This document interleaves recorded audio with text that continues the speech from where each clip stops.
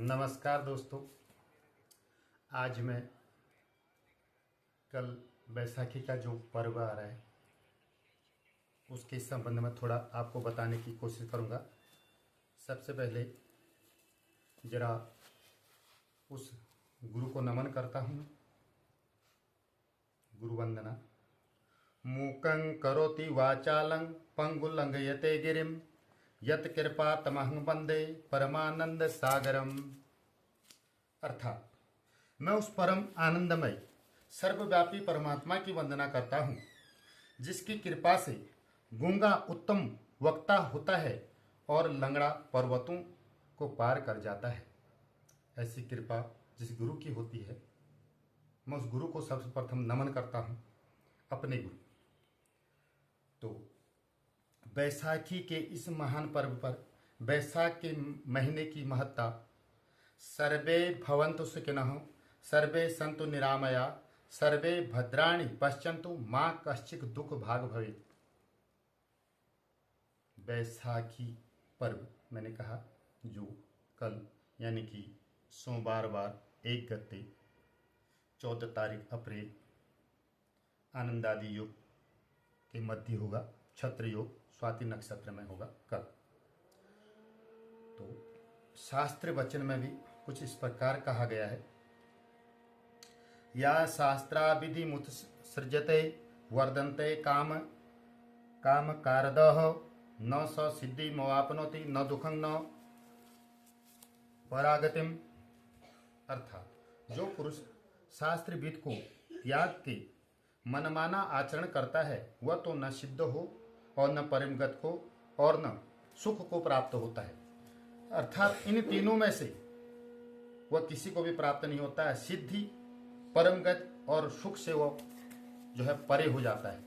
ये गतियां उसको नहीं मिलती है। इसीलिए हमेशा शास्त्रों के वचनों का पालन करना चाहिए। तो बैसाख की महत्ता, न माधो समोह मासो न कृतेन युग सममः न च वेद समं शास्त्र न तीर्थ गमया सममः।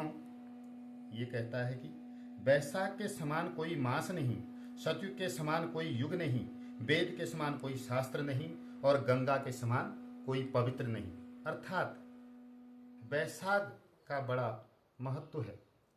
ग्रीष्म ऋतु, गर्मी की ऋतु आरंभ जब होती है तो ये बैसाख का महीना माना जाता है, बड़ा शुभ महीना है। तो इसी दिन लोग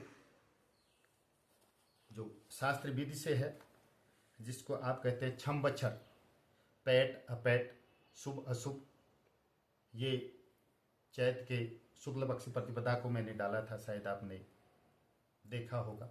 यथाशक्ति के अनुसार जितनी मेरी विद्वता है, जितना मुझे यथाशक्ति हल्का सा ज्ञान है, तो इसके अनुसार था मेषी धनु राशि को छम बच्छर अपैट था और कर्क बिच्छी मीन को संक्रांति अपैट थी। तो मेषी धनु छम बच्छर अपैट वालों को साल भर का यह पेड़ माना जाता है और कर्क बिच्छी मीन को संक्रांति पेड़ मानी जाती है। और बायां पैर था तुला राशि वृश्चिक राशि, यानी कि विशाखा, अनुराधा और ज्येष्ठा नक्षत्र, इन 3 नक्षत्र जिसके आते हैं तुला और वृश्चिक राशि में, उसको जो है बायां पैर था। तो कल यानी कि तुला और वृश्चिक राशि वाले अपना चांदी का या जो भी है सुवर्ण का, चांदी का जो भी बायां पैर बनाएंगे, उसको पाठ पूजा करके कल दान करेंगे। और जिनका मेष धनु छम बच्छर अपैट वाले और कर्क वृश्चिक मीन संक्रांति अपैट वाले यह पाठ करेंगे, पूजा करेंगे। और उसके बाद जो है दही हो गया, श्वेत कपड़ा हो गया, चावल होगी, चीनी चावल जो भी है श्वेत, इनका दान करेंगे।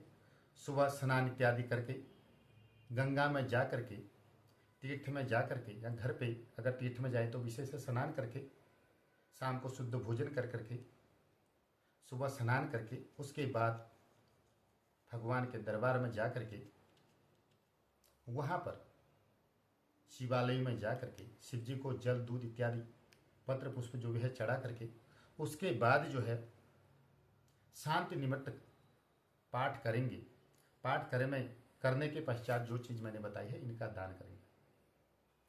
तो सभी भक्त जो भी भक्त लोग हैं, शिव भक्त जो हैं, या कोई भी देवी देवता के जो भक्त हैं, भक्त तो भक्त होता है जो भगवान को भाता है, भगवान को जपता है, भगवान का ध्यान करता है, भगवान की पूजा करता है, चाहे वो किसी रूप में हो। ईश्वर एक है, अर्थात ईश्वर का जो ध्यान करता है निश्चित रूप से भगवान उसकी मनोकामना को पूर्ण करते हैं। आपको पता है, क्योंकि बागेश्वर में तो खासकर सारे शिव भक्त ही रहते हैं और भगवान की असीम कृपा उन पर बनी रहती है।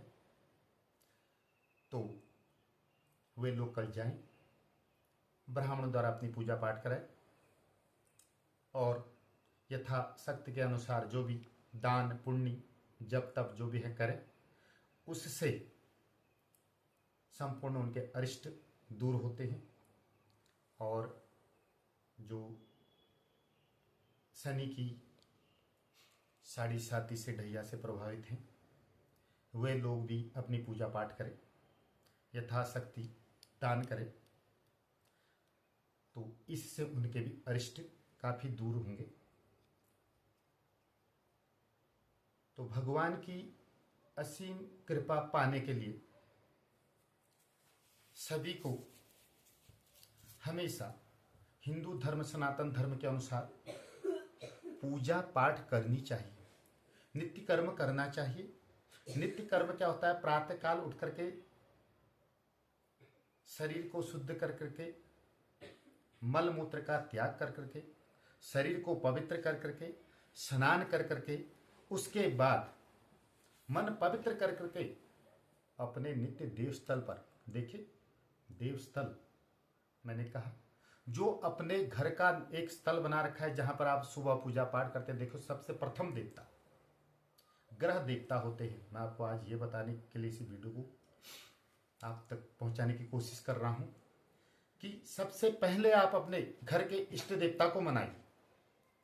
अगर आपके घर के इष्ट देवता, जो घर के इष्ट देवता हैं, सुबह शाम जो आपके भले के बुरे के हर चीज के साक्षी होते हैं ना, घर में अच्छा बुरा जो भी हो, वो इष्ट देवता घर के अंदर ही रहते हैं। वहां जाना स्पर्श करना निषेध होता, बाकी तो आपके घर के अंदर है। वो सुबह शाम आपके जो है इष्ट हैं, कुल देव हैं, तो उनकी आराधना करें, वहीं से सिद्धियां प्राप्त होती हैं। प्रातःकाल जो अपने घर में जब तप इत्यादि हवन इत्यादि करता है, प्रातःकाल अपने इष्ट देवता को पूजन करके निकलता है, तो कहीं भी जाए उसको सिद्धियां प्राप्त होती हैं। इसलिए मेरा आप लोगों से निवेदन है कि आप जो है अपने घर के इष्ट देवता को मना करके तब जो है देवालय की ओर प्रवेश करें। धन्यवाद।